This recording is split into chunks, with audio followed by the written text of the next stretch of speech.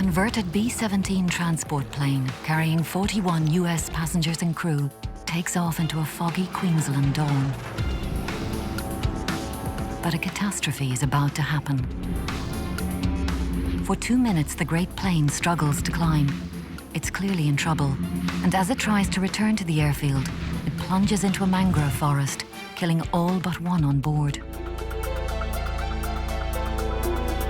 One lucky survivor somehow manages to walk away from the burning wreckage, but 40 others lay dead, leaving heartbroken families thousands of miles away in America. It's sad to think what happened to him. It was a family loss that no one ever got over. To worsen their grief, the authorities hush up the details of the crash, and the family's inquiries are met by a wall of silence. My parents had received a telegram, and all it says was that he was killed in the South Pacific.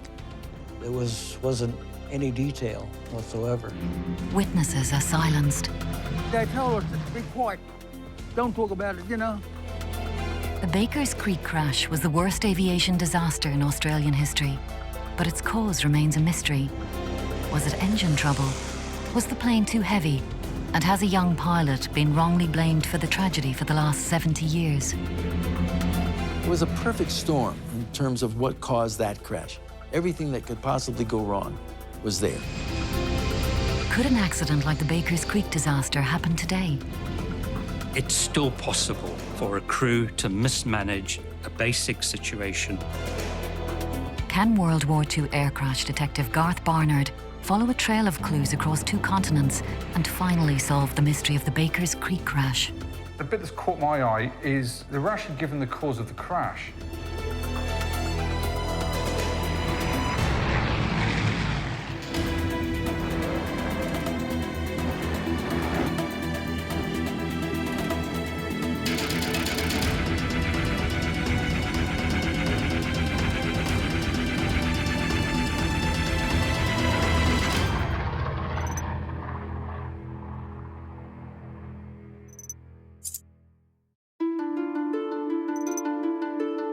For the past 20 years, Garth Barnard has been investigating UK World War II air crashes. But today he's on the trail of the Australian Baker's Creek disaster. Until recently, I hadn't even heard of the B-17 crash at Baker's Creek. It was the biggest crash in Australian aviation history. And few people in Australia even know about it or even what happened. The uncertainty about the cause, the mystery that surrounds it, just makes me want to find out more.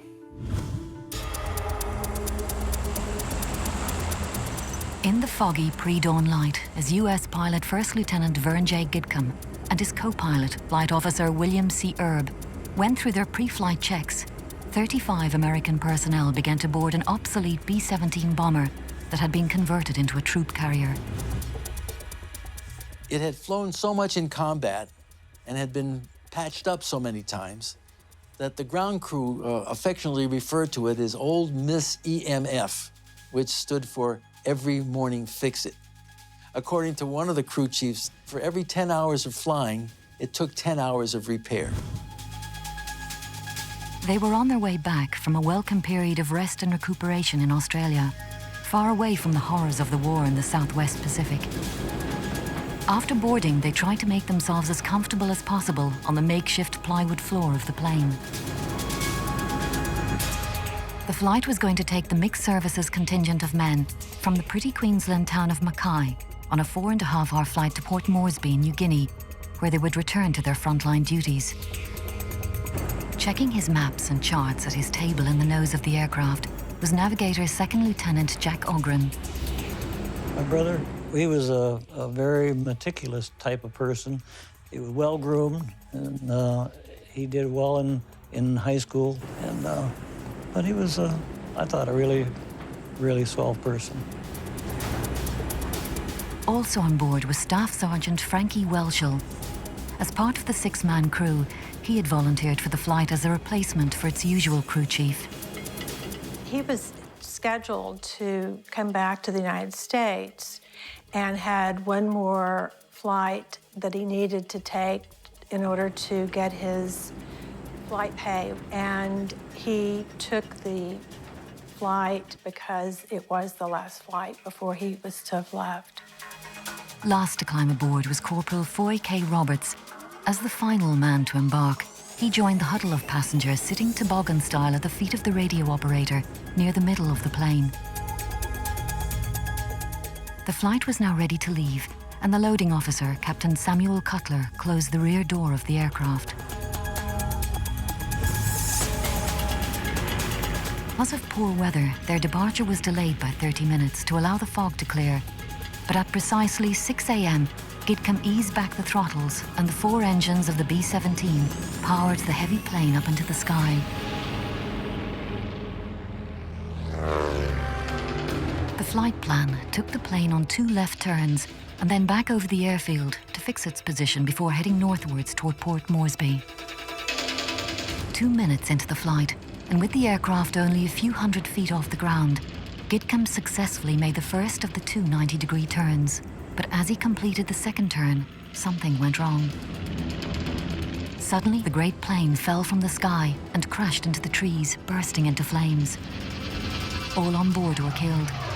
All, that is, apart from Corporal Foy Roberts, who had somehow miraculously survived.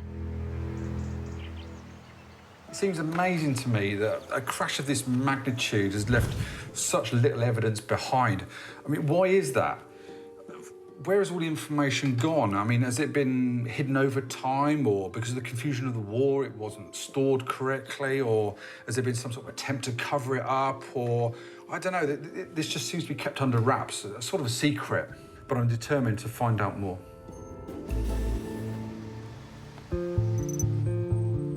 Garth begins his investigation by meeting Robert Cutler. Together with colleagues in Australia, Cutler has created the Bakers Creek Memorial Association, which aims to honour the victims of the tragedy and to track down surviving relatives. Robert's father was Captain Samuel Cutler, the officer who supervised the loading of the flight that morning. It was a wartime diary extract that sparked Robert's interest into the Bakers Creek disaster. What a day, and a tragic one. At 6:02 a.m., 2 minutes after I turned my back on the CBA plane that I had seen just yesterday, it crashed into some woods 5 miles away and exploded, killing 40 people, with only 1 saved. Pilot error and poor visibility. As the officer of the day, I put the men on the ship, and so I had a direct part in sealing their fate. Also, I was at the scene of the crash and saw mangled bodies, killed while flying at 200 miles an hour. Terrible. How does that make you feel? Well, it was incredible. This is the first time I knew the details of it. When he came back from the war, he didn't talk much about it. He came back 3 years later after this crash, and other things were going on. He was haunted by this notion of closing the door and sealing their fate. Although brief, this is the first account Garth has seen that confirms the time, place, and scale of the accident. But it's not the only piece of evidence Robert has unearthed among his father's possessions. As I understand it from my dad's other papers, 2 of the men were brought there with military escorts. They were AWOL. And so he had to take 1 guy off the plane to make room for 1 more guy to go on the plane. And on the manifest, which you see over here, this is crossed out in pencil. This fellow here, Gilpatrick, was taken off the plane, and another guy was put on, added in pencil. This other fellow, Franklin Smith Jr. This is an official document called an Air Transport Manifest, which my father had to sign as the officer of the day, but it lists all the names of the passengers and the crew members.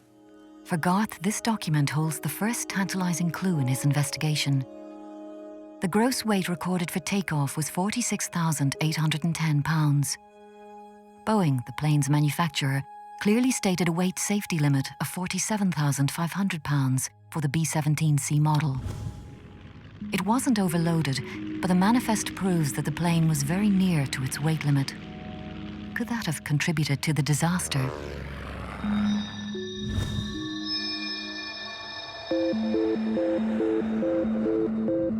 Before he travels to Australia, Garth wants to discover more about those who died. First, he has to find their families. For many years, researcher C.K. Gailey has worked closely with the Bakers Creek Memorial Association to track down relatives and to tell them more about how their loved ones died. They were exceedingly grateful to find out what happened to their loved one. It's basically giving the family the details of what happened, and being able to do that is a real satisfying thing to do. Using sources such as census information, CK and his colleague, Teddy Hanks, managed to find 38 Bakers Creek relatives, but they were unable to trace the family of navigator Jack Ogren. Enter the age of the internet. Tried to find somebody named Wayne Ogren. I just, in desperation, I put him into the search engine, Google. I just put the name in to see what would happen.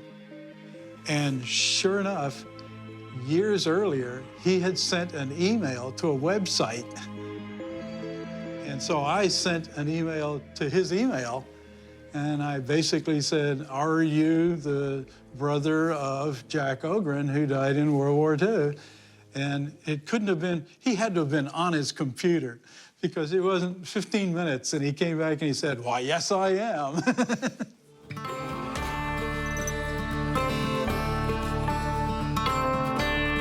CK traced Jack's brother Wayne to Georgia. Garth followed the trail to find out what Wayne remembers about his brother.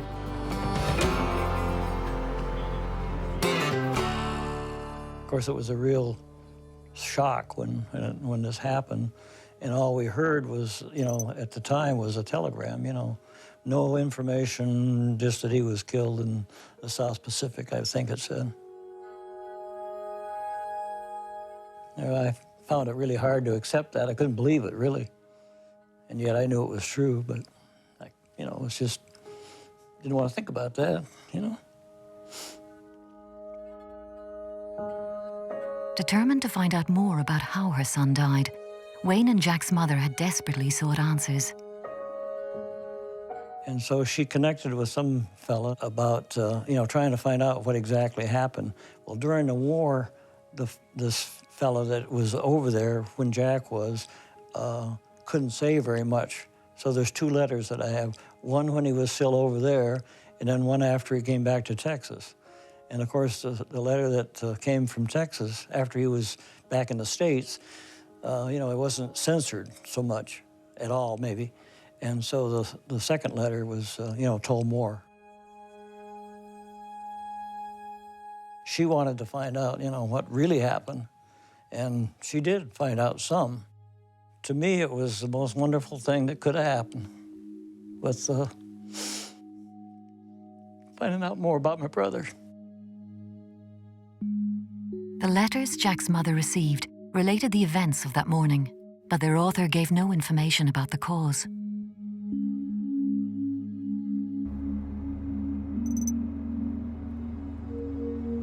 However, at least one other Bakers Creek family was able to discover more. It was that of Staff Sergeant Frank Welshel. Peggy Estes reveals how her family was able to find out more details about the fate of her uncle. I had an uncle who was in Port Moresby waiting for this flight because he knew my uncle was coming in. They had communicated and he knew he was going to be coming in. So he was aware before any of the other family that there had been a crash and that my uncle was on the airplane. But in addition to that, the crew chief who was scheduled to have been on the flight, instead of Frank, came to visit my grandparents and told them the story of what had happened. His sisters loved him because he was so playful, and he was one of the favorites of the family because he was so fun-loving. It was a family loss that no one ever got over. Before he leaves America, Garth wants to try and understand why the Bakers Creek crash has left such a lasting legacy. At the gates of the Arlington National Cemetery in the USA, is the Baker's Creek Memorial, which lists the names of all the young men who died.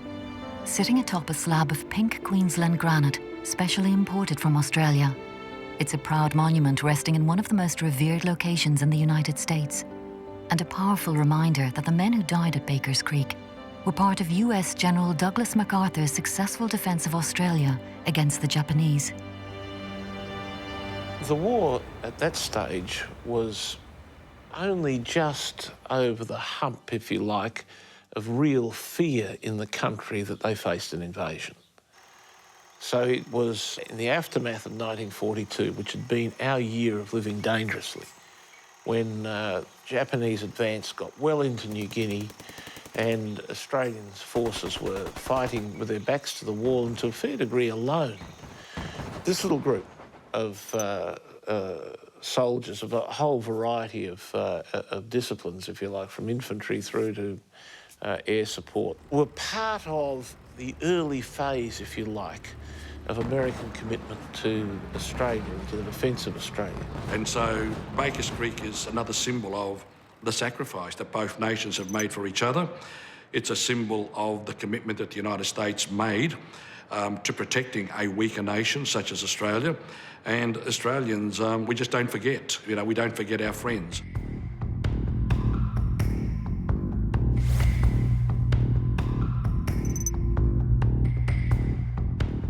By June 1943, more than 120,000 US servicemen were operating under MacArthur in the Southwest Pacific Theatre. But what were the 35 men who died at Baker's Creek doing in Mackay? Following a devastating cyclone in 1915, Mackay had been completely redeveloped.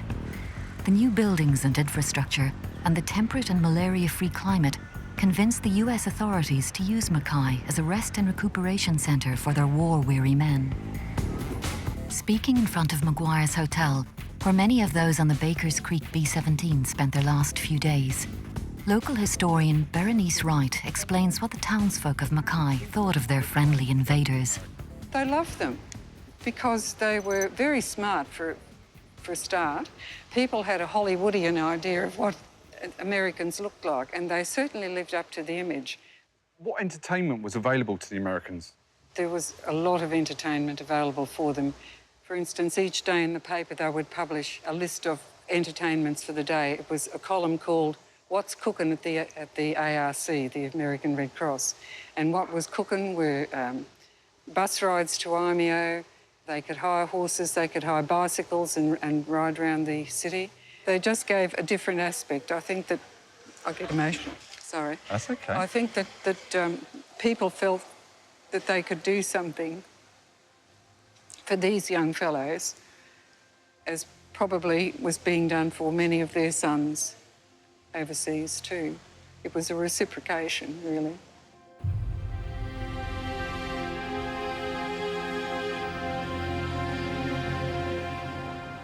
The war was a knife fight, and it was a really awful environment, hard, tough, tropical climate. Leave was critical. So these guys, you can imagine it, they'd have been in the worst conditions that anyone could be in. They've gone back to Australia. They've had some leave. They've been collected together, put on the plane, and then that accident happens. The horror of the B-17 crash brought a previously remote war home to the people of Mackay. They watched the US military authorities throw a cloak of secrecy over what had happened. Local people were told in no uncertain terms to keep quiet about the crash. The heavy-handed censorship seemed designed to simply wipe it from the records. Generally speaking, the hush-up was not to cover a mess-up. Generally speaking, it was a morale-related issue. And I guess the thought of 40, it's a large number, of 40 men going down, being killed in these circumstances after they'd been on leave, going back to the battlefront from which they'd come. It's not the sort of story that necessarily boosts morale.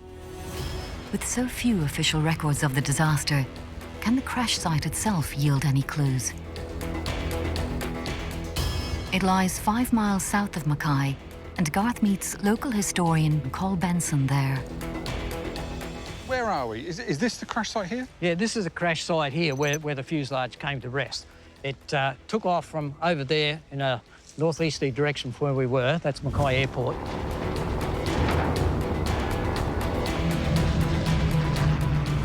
Then it headed southwest. It took off southwest and did 2 U-turns, and then virtually came down through here, where it came down through the path and gradually lost altitude from a couple of 100 feet and crashed through the trees and into this area here. Came in at a shallow angle. It didn't nosedive in, and once it hit the ground, of course, it was fully laden with fuel for a 4-hour trip to Port Moresby.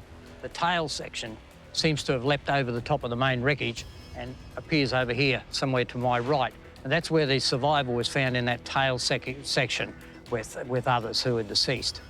We only have 2 or 3 photographs of it, and it seems that the wreckage, there's not much wreckage shown there, but it ends with a timbered area, as though it was those mangroves over there. So I think we're in the general area as to where it came to rest, determined as best as we can.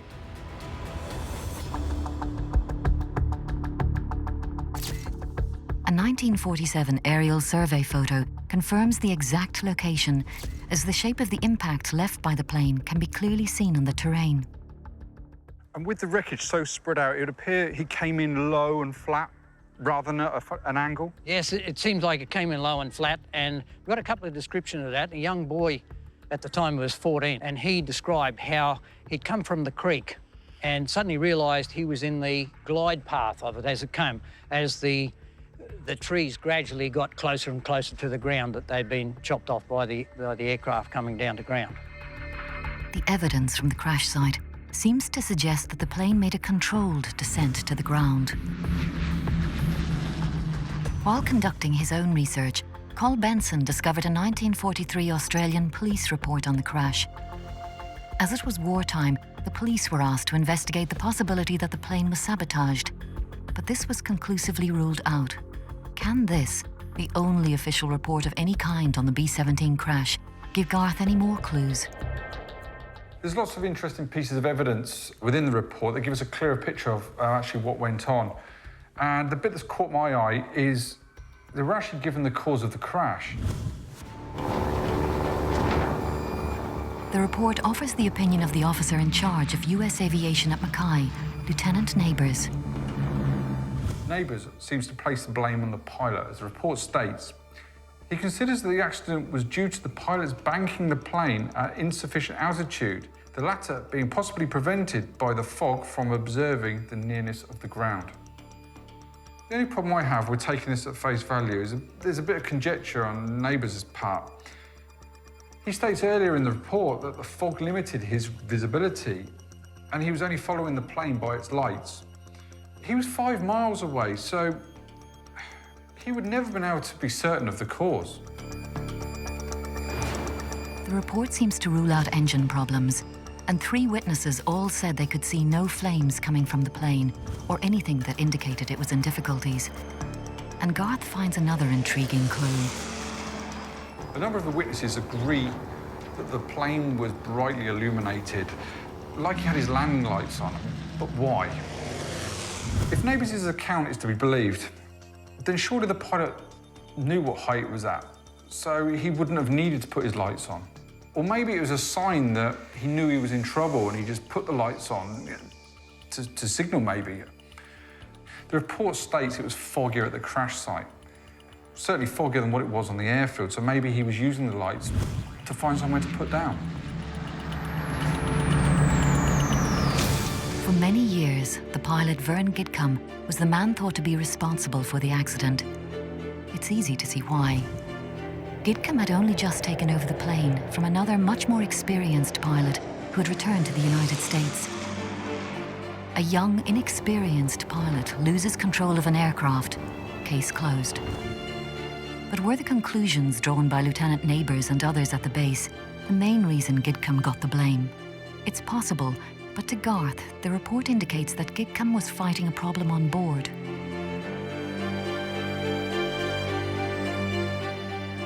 Gidcombe's B-17 was one of a number of planes that had been pressed into service as air transport of the Allied Air Forces. the B-17's reuse was a makeshift solution to a simple problem of resources. Very early on in America's role in the war, the troop carrier groups and the transport units really had to use a bit of a hodgepodge of aircraft. The transport units were kind of right at the very end of the supply chain without all the support of the infrastructure that you would get on the mainland USA. So inevitably they were forced to sort of make do and mend a bit, and there are plenty of documented accounts of aircraft being severely battle damaged, being shot up and being patched up and patched up and patched again just to keep them flying. Now inevitably if you do that, you're going to suffer losses, you're going to suffer problems, big reliability problems. The plane had been worked hard for the previous year in a role for which it was not designed.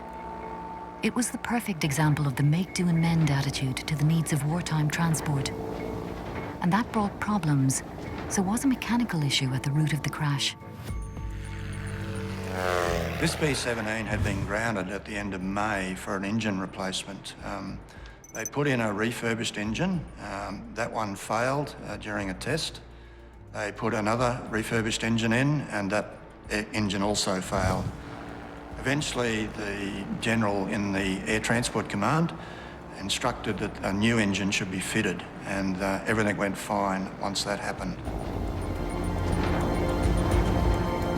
Jeff Cunningham, a Mackay schoolboy at the time, remembers watching the plane flight testing the new engines just 2 days before the accident.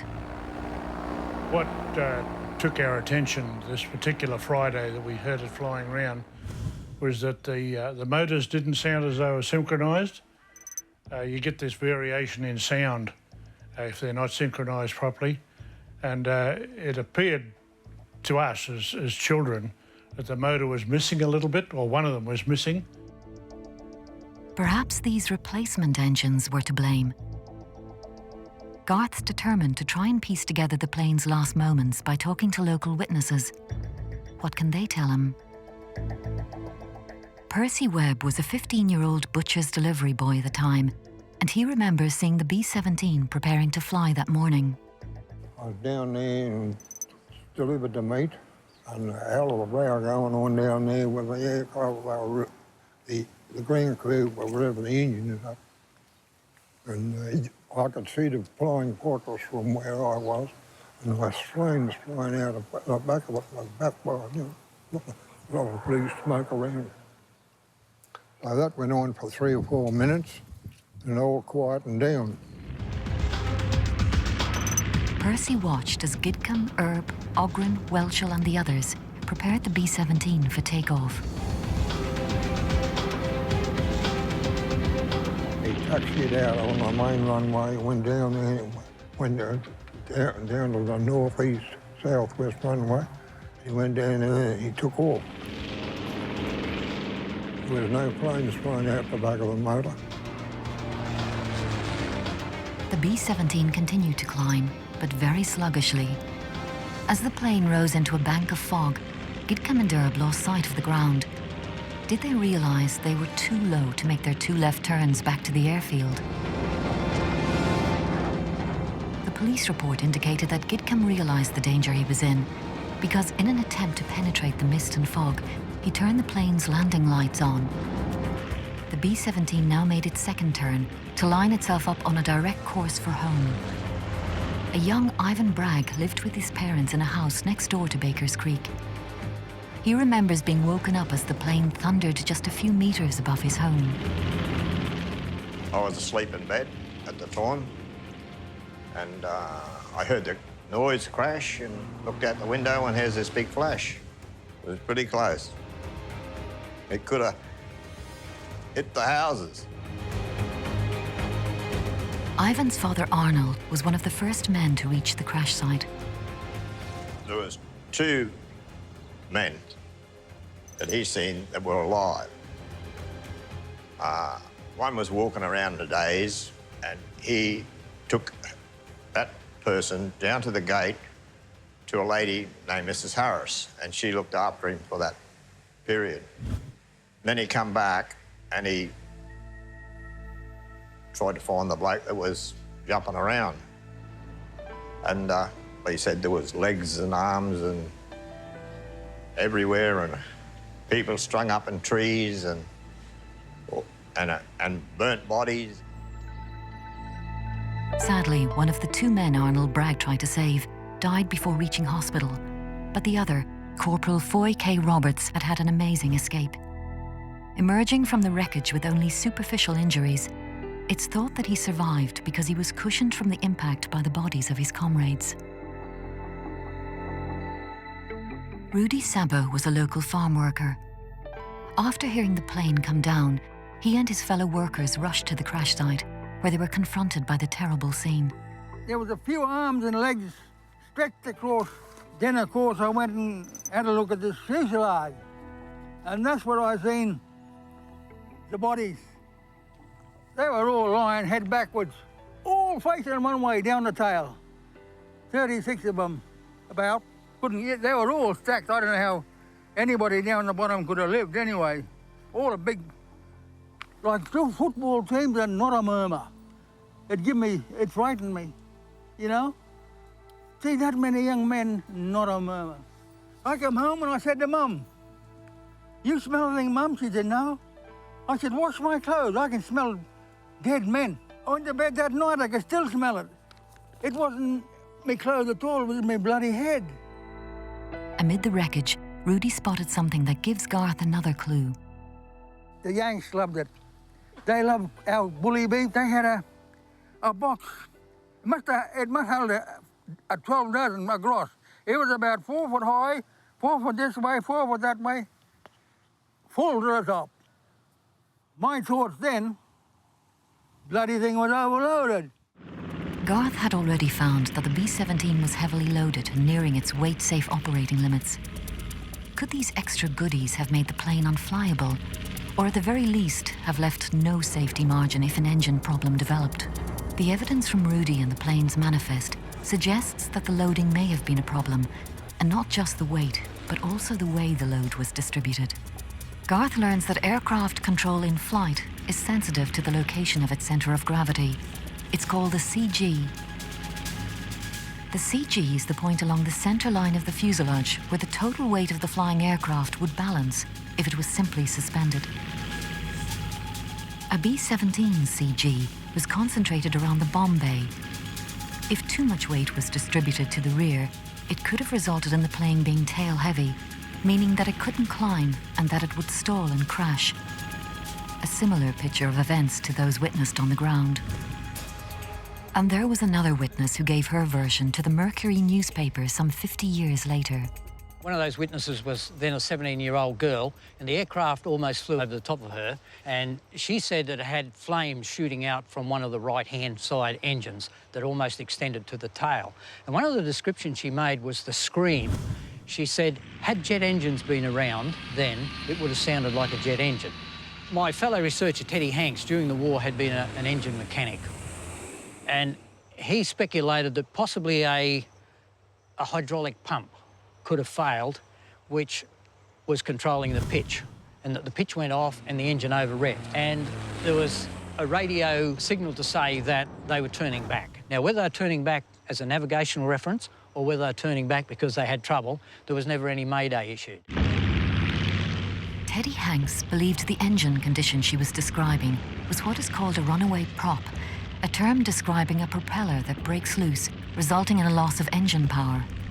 On the B-17, sometimes a runaway prop even careered back into the fuselage itself. Armed with so many different theories, Garth has travelled back to America to talk to Reed McCosham of the Commemorative Air Force, a man with many years' experience of flying Sentimental Journey, the Air Force's very own B-17. Can Reed help answer some of Garth's questions?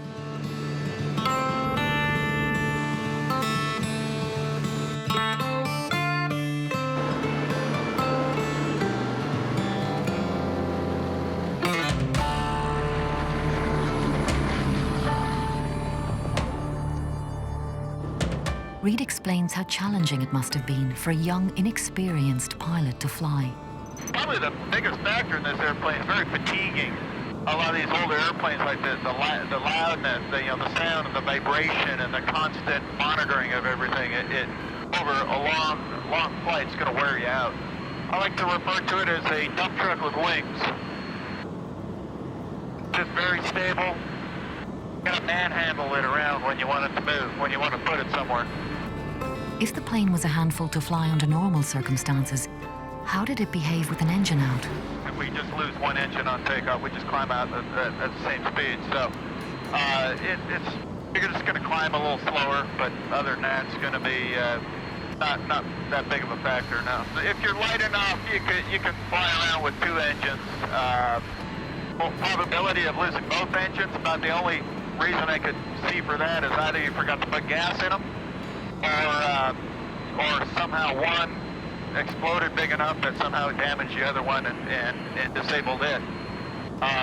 So it's going to be pretty rare. Losing two engines right at takeoff, that's going to be a little tougher to get through. But yeah, it comes down to weight, temperature, performance, aircraft performance, things like that. If you say had an aircraft like this that was converted to, say, a passenger aircraft, would that change the center of gravity, and would that make the characteristics of the plane completely different by doing that? It changes it a little. Again, that's a very stable aircraft. You can move the center of gravity quite a bit in this without having any large effect on it.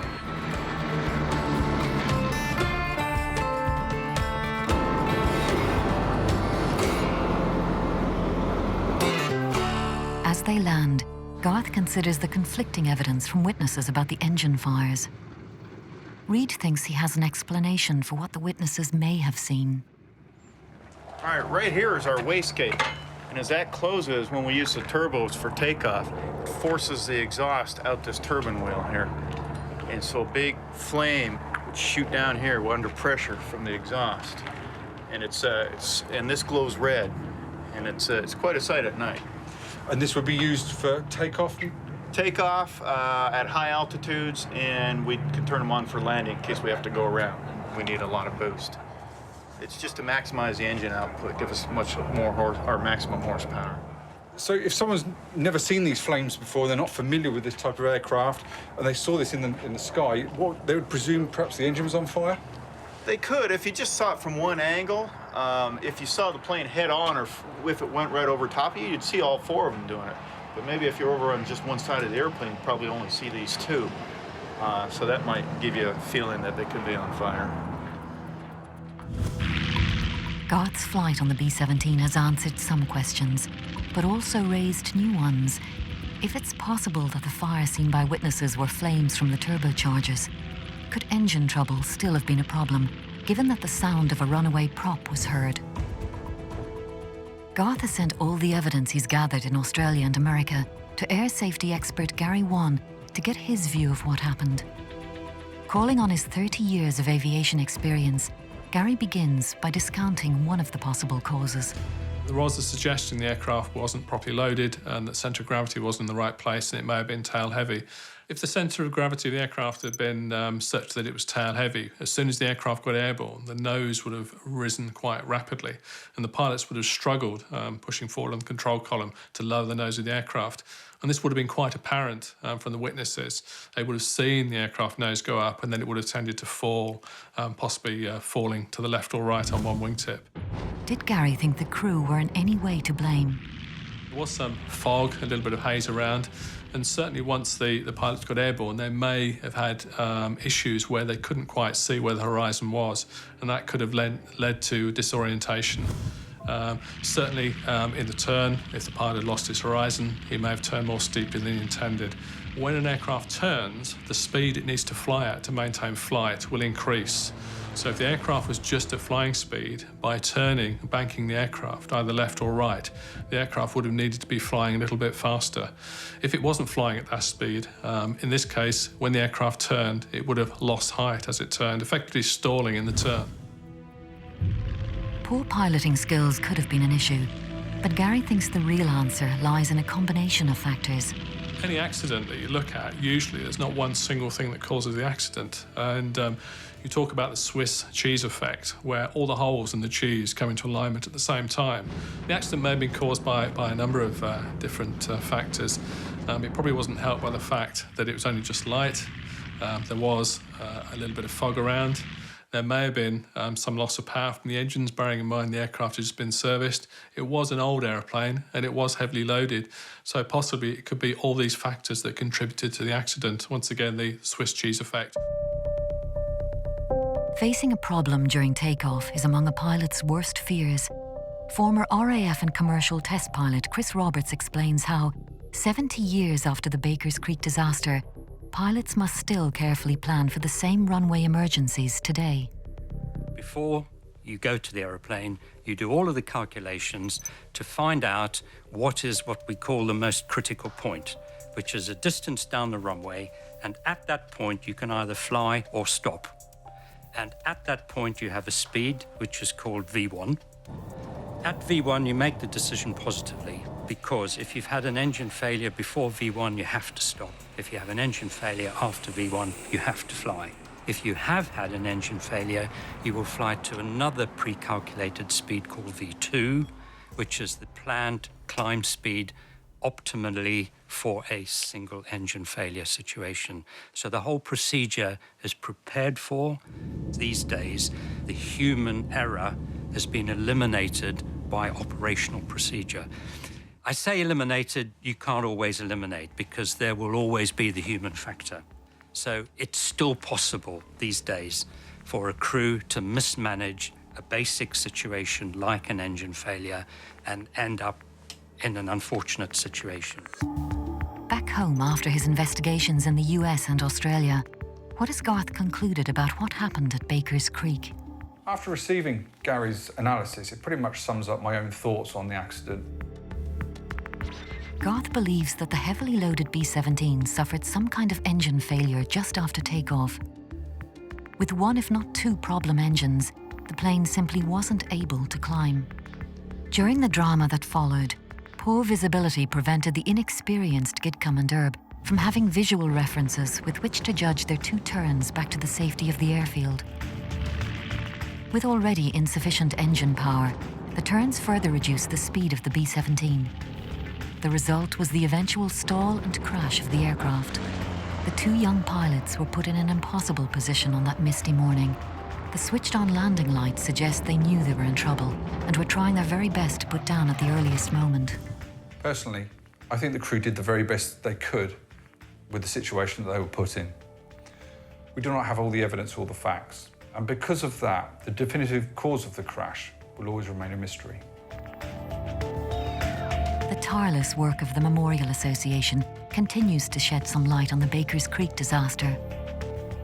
Lynn Tobin was trying to find a picture of the father that she never met when she walked into the Bakers Creek story. I had no idea whatsoever that my brother Jack had fathered a child. I think my first question was who in the family was left-handed. Turns out a lot of them were. And then it was fun to see the pictures of Jack, and nice to learn about my birth father. It sort of gives you, who am I, where do I come from? When I first saw her, I said, "You are an Ogren, no doubt about it. She's our niece, my niece, and we love her a lot."